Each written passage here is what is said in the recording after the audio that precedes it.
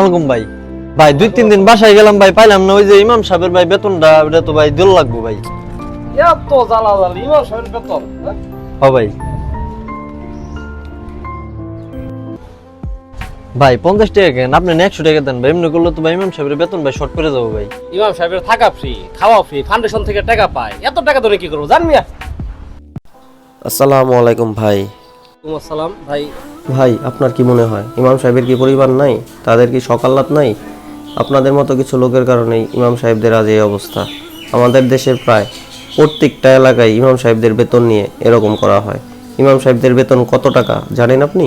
সামান্য কিছু টাকার বিনিময়ে তারা আমাদের 5 ওয়াক্ত নামাজ পড়ান এবং ইসলামিক সকল কার্যক্রম তারাই পরিচালনা করেন, অথচ তাদের টাকা দিতে গেলে আমাদের কাছে টাকা থাকে না। আসুন ভাই আমাদের দৃষ্টিভঙ্গি পরিবর্তন করি, তাদের খুশি রাখি, আল্লাহ খুশি হবেন। আসসালামু আলাইকুম। يا رب العالمين الله الله